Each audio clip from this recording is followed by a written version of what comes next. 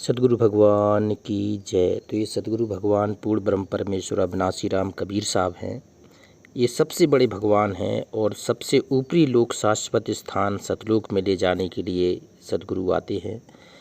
ये बंधनों को मुक्त कराने के लिए आते हैं, काल के जाल से निकालने के लिए भगवान आते हैं, सद्गुरु का रूप धारण करके आते हैं।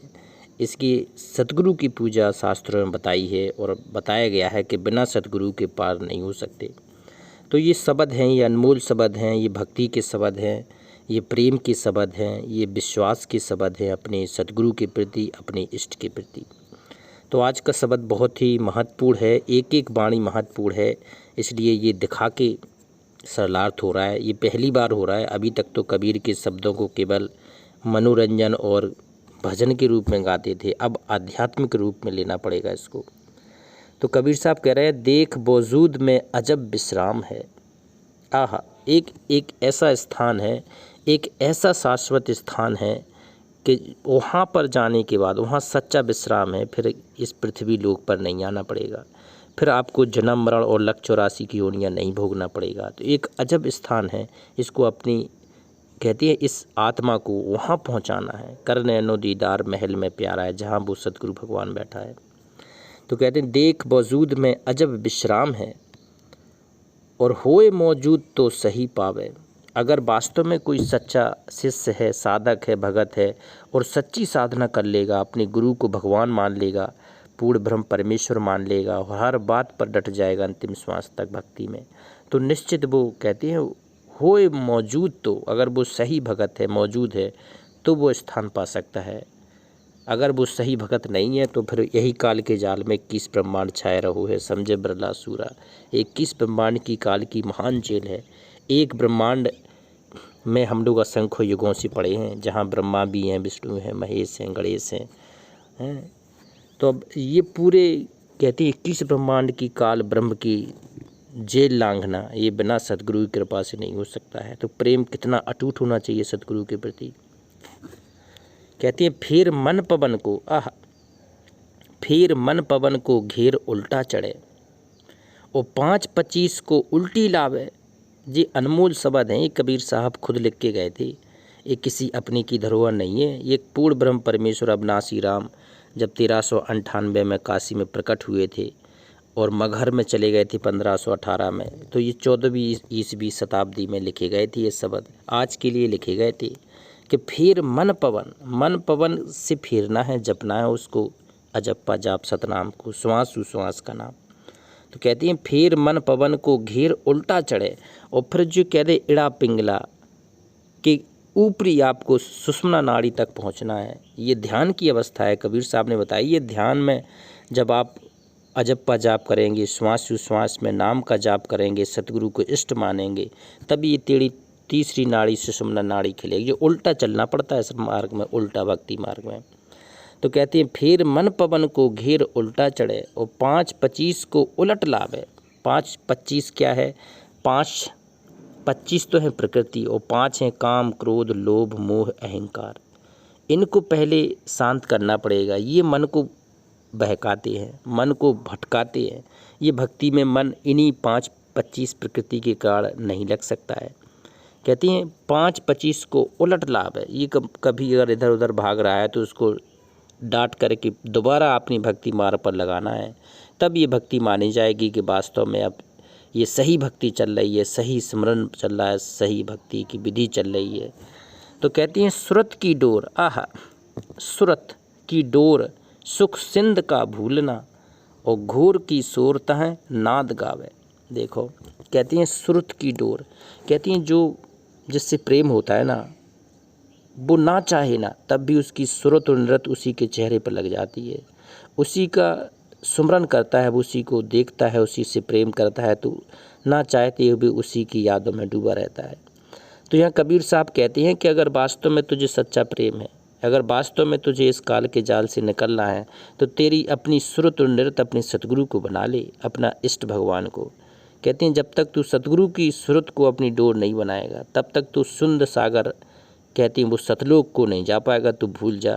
फिर ये छोटी मोटी साधना करके कभी कहती है होता क्या है, श्रुत तो हर व्यक्ति बनाता है, ऐसा नहीं है कि नहीं बनाता है। अगर किसी का इष्ट सतगुरु नहीं है, अगर कोई सतगुरु नहीं, तो अपनी प्रेमिका को श्रुत बना लेगा, हैं, अपनी पत्नी को बना लेगा, अपनी माता या पिता को बना लेगा, भाई बहन को श्रुत बना लेगा, अपने दोस्त को बना लेगा। तो यहाँ कबीर साहब कहते हैं कि ये भी संबंध है, लेकिन आपको अगर काल के जाल से निकालना है तो आपका सच्चा इष्ट सतगुरु को ही आपको अपनी श्रुत नृत बनाना पड़ेगा। श्रुत की डोर सुख सिंध का भूलना और घोर की शोर तह नाद गावे। कहती हैं घोर की शोर, वहाँ कहती हैं ऊपर बाजे बाज रहे हैं, काल की ऐसी तामझाम है कि वहाँ निकलने नहीं देगा एक भी जीवात्मा को। कबीर साहब कहते हैं अगर तुझे वास्तव में वो अनहद नाद सुनना है, अगर वो झंकार सुनना है, अगर आपको वो शब्द की धुन सुनना है, तुझे यहाँ नहीं मिलेगी, तो तुझे आपको ऊपर की यात्रा करनी पड़ेगी। कहती है सो हम हद तजी जब भाई और सतलोक की हद पुनाई, तो सो हम भी छोड़ना पड़ेगा, ब्रह्मलोक का भी छोड़ना पड़ेगा, ये सारे लोग छोड़ छाड़ के आपको भागना पड़ेगा। जैसे नहीं है भगा भूत की लंगोटी, तो वो सब कुछ छोड़ छाड़ के भाग के बड़े तीव्र से भागना पड़ेगा इस लोक से। किसी भी चीज़ के प्रति कोई आसक्ति नहीं, सब छूटेगा, मंत्र भी छूटेगा, तंत्र भी छूटेगा, यंत्र भी छूटेगा, सारी विधि विधान छोड़ के आपको जाना पड़ेगा। तो किसी में भी आप श्रुत ना टकाएं, केवल सच्चे सतगुरु के, क्योंकि सतगुरु का स्वरूप ही सार शब्द है, सच्चा शब्द है जिसकी आश्रय हमें पार होना है। कहती है नीर बिन कमल तहाँ देख अति फूल गया, नीर बिन कमल ओ कहे कबीर मन भंवर छावे। आह, नीर के बिना कमल फूल नहीं सकता है, लेकिन फिर भी अगर सतगुरु की प्रेरणा हो जाए, सतगुरु की कृपा हो जाए, तो नीर भी आ जाएगा और फूल भी फूल जाएगा। वो सतगुरु की समर्थता से होगा। कहते नीर बिन कमल तहाँ देख अति फूलिया, कहें कबीर मन भंवर छावे। कहती हैं कि मन भंवर अगर चाहिए तुझे, वास्तव में मन का विश्वास चाहिए है, तो तुझे इसके लोक से पार होकर सतलोक जाना पड़ेगा। तो ये विश्वास की डोरी है, ये सतगुरु के प्रति समर्पण की डोरी है। बिना समर्पण और विश्वास से ये मार्ग नहीं बढ़ सकता है। एक शब्द और देखते हैं, चक्र के बीच में कमल अति फूलिया और तासु का सुबक कोई संत जाने। कहते देखो चक्र होते हैं, कमल चक्र होते हैं। कहते हैं जे बंकनाल के अंतरे, बंकनाल जो पीछे होती है रीढ़ की हड्डी, तो यहाँ सूक्ष्म चक्र होते हैं। कबीर साहब ने बताया है सबसे पहले होता है आपका मूल कमल, फिर ऊपर आती हैं स्वाद कमल, फिर नाभि कमल, हृदय कमल, हैं, फिर आपका कंठ कमल, फिर त्रिकुटी कमल, सहस्त्रार कमल। तो ये सारे कमलों की यात्रा कबीर साहब ने बताई है, पूरी विधि विधान है। ऐसा नहीं है कबीर का मार्ग ही पूरा मार्ग है और इस काल के जाल से निकलने का पूरा मार्ग है। तो कहते हैं चक्र के बीच में कमल अति फूलिया। तो इन चक्रों के बीच में कोई मूल चक्र कहता है तो मूल कमल कहता है। तो ये फूल, इसका भेद कौन बताएगा? कहते हैं तासु का सुख कोई संत जाने। ये कोई बता ही नहीं सकता है, ये पूर्ण संत बता सकता है, तत्वदर्शी संत बता सकता है। तो ये पूर्ण संत और तत्वदर्शी संत के रूप में कबीर भगवान आए थे, हैं। ये सतगुरु रूप में प्रकट होकर आते रहते हैं, लेकिन हम मानव इतनी छोटी तुच्छ बुद्धि के हैं, उस भगवान को नहीं पहचान पाते हैं, इसलिए यहीं डले रहते हैं। तो ये समय है पहचानने का। ये शब्द रूप में परमात्मा आता रहता है, तो समझने का समय है, निकलने का समय है। कहते कुलुफ 9 द्वार की पवन को रोकना। कहते हैं 9 द्वार हैं ऊपर सारे लोगों के। कबीर साहब ने बताया कि 9 द्वार पार करके सतलोक जाना है। कुलुफ 9 द्वार और पवन को रोकना, और त्रिकुटी मध्य मन भंवर आने। आह, आ गया त्रिकुटी। कहती हैं त्रिकुटी के सारा ताम झाम तो त्रिकुटी है। जब ये सारे कमलों की यात्रा पार करके जीव जाता है तो त्रिकुटी एक ऐसा स्थान है जहाँ के बाद काल रोक लेता है।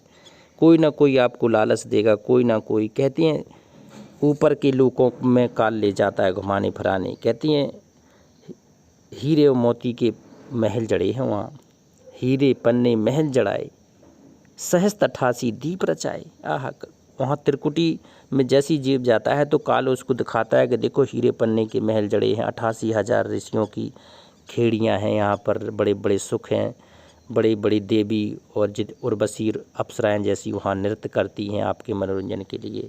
तो वहाँ भटकाने का पूरा प्रयास होता है। त्रिकुटी है सब कुछ। कबीर साहब कहते हैं बेटा त्रिकुटी पे तुझे उलझना नहीं है, वहाँ भी सतगुरु रूप में भगवान आ जाएगा। बताओ। तो ये कबीर साहब ही पूरा ऊपर से नीचे तक निकालने की क्रियाएं चलती हैं। शब्द की डोर चहु और होत है। तो ये शब्द की डोर है ना, शब्द कबीर परमात्मा का निज स्वरूप है। तो वहाँ शब्द के सहारे ही जीव वहाँ से निकल सकता है। एक कदम आगे कोई नहीं बढ़ सकता अध्यात्म मार्ग में जब तक सच्चा सतगुरु ना हो। तो ये सच्चा सतगुरु कबीर साहब है। अब हमें कबीर परमात्मा के आश्रय रहना पड़ेगा, समर्पण से, भक्ति से, विश्वास से। कहते हैं शब्द की डोर चहु ओर ही जात है, अधर दरियाब को सुख माने। कहते हैं उस पूर्ण ब्रह्म परमेश्वर के लोक को ही सच्चा सुख माने, सतलोक को। दूसरे सारे सुख अपने हृदय से निकाल दे। इस मृतमंडल पृथ्वी लोक पे कोई सुख नहीं है। यहाँ जन्म मरण होता है, कर्म का बंधन है।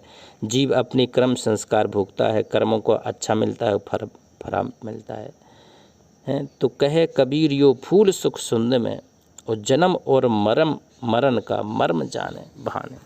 कहती हैं तेरा सुख यहाँ नहीं है कबीर, यो फूल सुख सिंध में। सुख का सागर है सतलोक। तो सुख के सिंध में जाना, वहाँ पहुँच के पूरी तरह से अपने आप को मस्त करना, तो वो है सुख सिंध में सागर। कहती हैं जन्म और मरण का भ्रम माने।